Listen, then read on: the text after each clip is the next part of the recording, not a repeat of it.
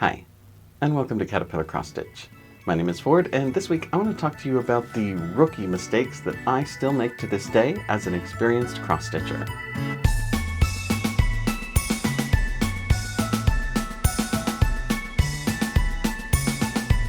Now we'll dive right into today's topic, but please remember to like this video, subscribe to the channel, and leave me a comment when you're done.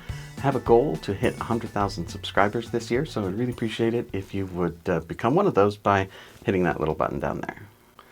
Now, the first mistake that I still make to this day, despite the fact that I really ought to know better, is not double checking the count of the fabric that I'm going to use with my project to make sure that it ends up the size that I want it to. A good pattern will tell you how big the project is going to end up on various fabric counts when you're done, but if it doesn't, I've got a video about how to figure out what size it's going to end up that'll help you do that math. But on a couple of recent projects, I picked the project, I picked the frame, and then I forgot about the frame size when I went to pick the fabric, and I used the wrong fabric size. And so my project wound up too big for the frame that I had in mind. And in one case, it was a weird size, so I had to build a custom frame for it in the end. So forgetting that I needed a specific size fabric because something pretty caught my eye and made my brain turn off is one of the mistakes I've made a couple of times recently that have caused me a lot of work. Another kind of similar mistake that I made was to forget which orientation my fabric was once I got it into my hoop. This one's way off of square, so it's a little harder to make that mistake. But when the fabric is not square, it needs to be at a specific orientation in order for the project to fit usually. So one of my projects that I did not long ago, I measured out the fabric, I marked the center of it, I put it in my hoop, I picked up my hoop, I started stitching. I forgot which way I had oriented the vertical or longer side of the fabric. And I didn't notice until it was time to take the hoop off and switch to another color and move the hoop that I had turned it 90 degrees. Now, I got lucky and I had given myself enough leeway that I was able to fit the project on the fabric, but just barely. And I got too close to the edge and I had to move the hoop around way more than I wanted to. And again, it created a lot of extra work for me. So the thing that I've started doing in order to help keep myself from making that mistake is before I put my fabric in my hoop, when I mark the center to figure out where I'm going to start, I take one of the needles that I'm going to use and I mark the center using that needle and I point the needle at the top of the fabric. So once I get it loaded into my hoop, if I've gotten myself turned around and disoriented, I can just look at that needle and be like, ah, yes, that is the top of the fabric. That's where I need to orient it when I start stitching. After you put a few stitches in there, it doesn't matter so much anymore. But those first few stitches, if you put them in the wrong direction, can create a bunch of extra work.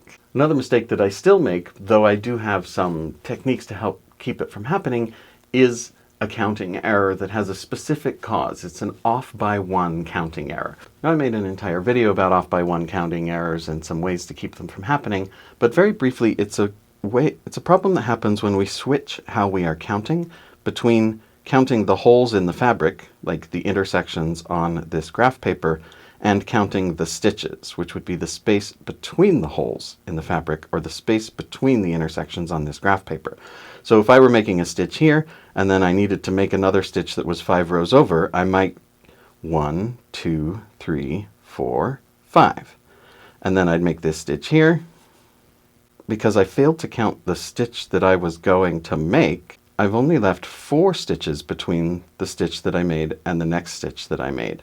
So because I was thinking about how the stitches were going to be made incorrectly, I've now miscounted. And if I count from this stitch to make the next one over here somewhere, then all of those stitches are going to be wrong. So there are a bunch of ways to help prevent that, and one is by gridding your project, of course, so that you can compare the grid on the pattern to the grid on the project. Another is just to think about your stitches in a different way. So rather than counting 1, 2, 3, 4, 5 stitches over here, I would count how many columns are going to be empty, for instance. So I need 5 empty columns between the 2 stitches and an adjacent row downward. So instead of going 1, 2, 3, 4, 5, I would count the empty columns, 1, 2, 3, 4, 5, and know that I needed to make my stitch here instead in order to get those 5 in between. So just thinking about and counting it in a different way, if you get in the habit of it and doing it consistently, can help prevent those off by one counting errors. Now, another mistake that I made with some of my early projects and that I continue to make to this day is forgetting to photograph a finished piece if it was a gift before I give it away. So I made a few projects that were intended as gifts for other people early on in my stitching career, and I don't have any pictures of them because I gave them to that person and sometimes we lost touch or whatever, but I don't have a good photograph of those projects because I didn't think about it. I was just too excited once I got it finished and framed to give it to them, so I didn't take any pictures of it. Now I don't have any documentation of my previous work, and I wish I did. So make sure that you always take the time after you finish a project, once you get it in the frame, to take some good pictures of it. Sometimes it takes a couple days to have good lighting conditions on a time when you're home or whatever, but the thing that I really like to do is to take my project and set it near an open window, a north-facing window for me since I'm in the northern hemisphere, which means bright but not direct light, and just lay it on something flat and photograph it from directly above. You get a nice soft diffused light that really makes it easy to get a good crisp picture. And the last mistake, although this is something I'm trying to break myself of, is listening to all of the shoulds. All the things that we've been taught that you should do when you're cross-stitching. Like you should make sure all of your return stitches, the ones on the back of the fabric, are vertical. You should never run your thread across the back. You should keep your lengths short.